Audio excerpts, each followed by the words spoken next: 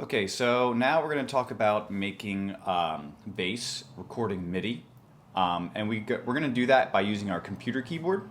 If you have a MIDI controller keyboard, you can use that as well. It usually makes it a little bit easier, but I don't assume that most people have that. So we're going to use our computer keyboard to make new tracks, and we're going to start with the bass. So we're going to add a new track. We're going to start with bass, so click Add New Track. Go to Guitar and Bass. And this pops up here, this keyboard. And you can see on this keyboard, each of them have different keys on it. So you can play on your keyboard. And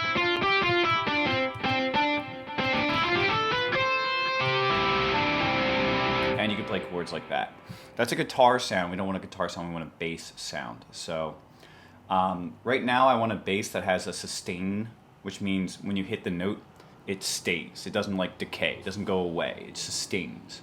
So let's go in here, look for a, we're going to go to bass synth, and I'm looking for a bass that sustains. So if you just click it and then hit your keyboard, that sustains, but that's a little bit weird.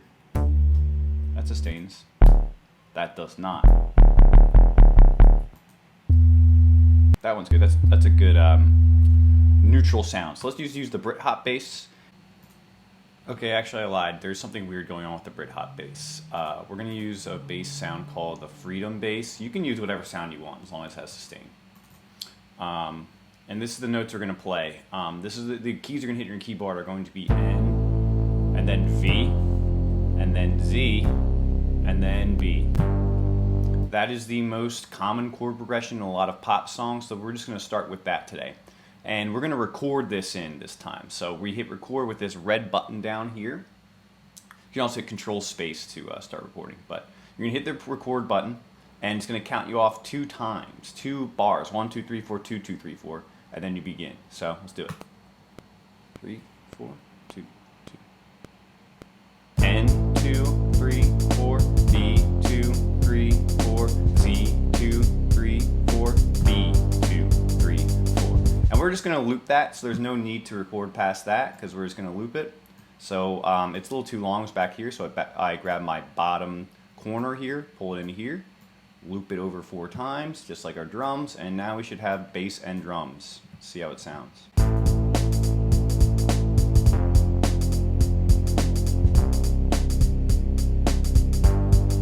Okay, everything's pretty good except for that second note right there. So I'm going to go into my piano roll like we said before. In the drums. So we're going to go to here, instrument piano roll. So if we go into our piano roll, we zoom in. See, my stuff isn't exactly on the line. That one was good, but my MIDI data isn't exactly coming in at the right place. This one's late, this one's a little late. So we can do what we did before and just hit quantize. So we'll go to edit, quantize. I'll do it to the quarter note. Now everything moved perfectly into the right space. So now it should sound good on, well, it didn't sound bad before, but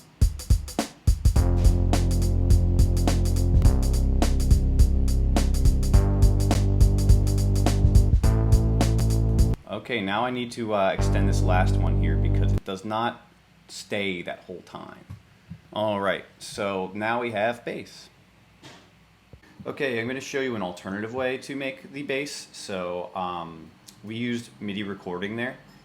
This time I'm going to use straight up just the piano roll to make it. So we'll go to the piano roll. Up here I can figure out where I am. I want to be lower than that, so we'll go down to below to C2. So we're seeing where place we were before. So to input notes, either you have this pencil thing activated, or if you have the pointer activated, you can just double click. But I'll just use the pencil for now. So I'll put an A right here. Oops. And drag it out 4 beats, and then I look for F. It's already, whatever I put the first note as, the second note will automatically fill in. Put it in C, and put it in, let's see, G, right? That's G. No, it's sharp, there you go. Okay, now I just have the exact same thing, but this time I actually made everything too long. Let's fix that. I can do this. If I highlight all of them at the same time, you can go like that. And I can move them into the correct place.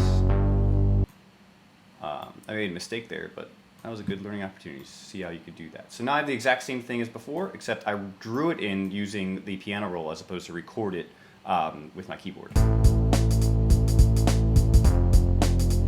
See exact same thing, another way to do it. Each way is just as viable. I know some people like to record, some people like to draw in their notes. The cool thing about drawing in notes is you could do things that you can't play, but if you can draw them and know what you're going to do, it doesn't matter if you play or not, because your computer will play anything you tell it to. So those are two ways to make bass. Okay, so it seems like when my camera's up, that's what's frying up my computer, so I'm just going to turn that off for now. So we added bass, we have our drums, so now let's add some chords on top of our bass. I'm going to show you exactly what to put in first. We're going to record first, and I'm going to show you what you could do with the piano roll after. So we need to put in some chords, and what I like to use for chords are synthesizer pads.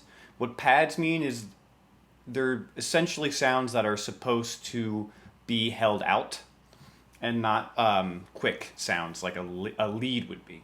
So we're going to go to add new track, and we're going to go to synthesizer. Flutter Wave's a good synthesizer. I'm going to use a different one. I'm going to use one called Explorer Pad.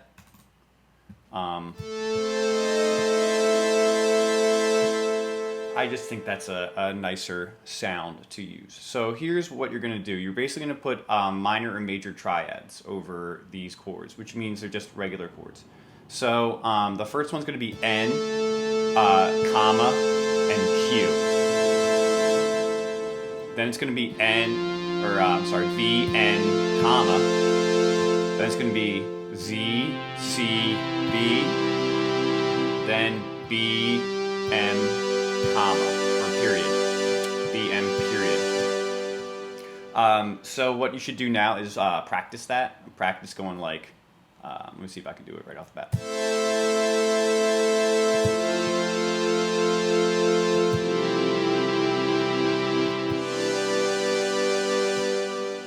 Once you can do that, then you can go ahead and record. So hopefully I won't blow it. Let's see how I do. 2, 3, 4, 2, 2, 3, 4.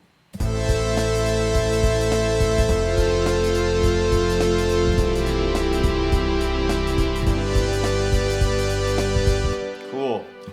So here's my MIDI data up here. As you can see, it's not perfect. I could quantize it, but I also kind of like the imperfection of a regular performance like that.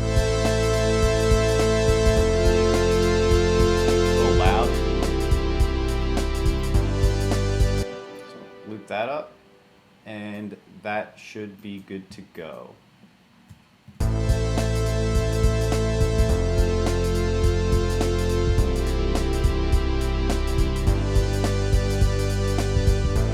Now we have something actually real going on right here.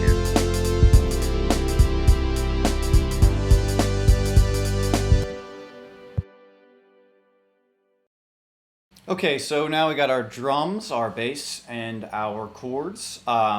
So right now what I'd like to do is to go into the piano roll and check out my chords and make them a little bit more complex. Right now they're just triads, which are the most simple chord you can really play.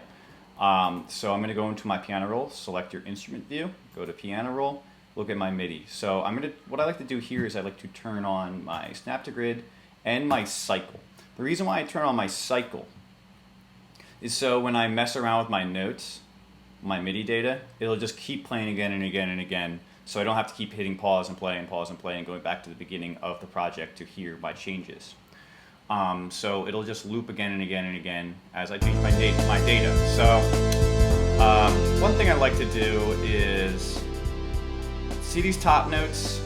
I like to have them closer together. It's called voice leading, and it just makes stuff sound a little bit more musical.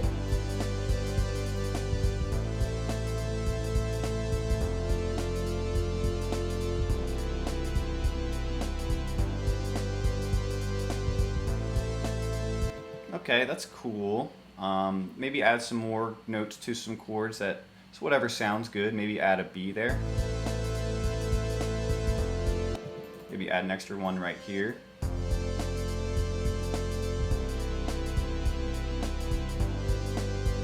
Maybe have a stepwise motion here. So let me turn my snap to grid off. That means this last note will go up to the next note. So I'll cut that one in half, put another one right up, not there, it doesn't sound good. Right here, and then you should have sort of like this melody going on.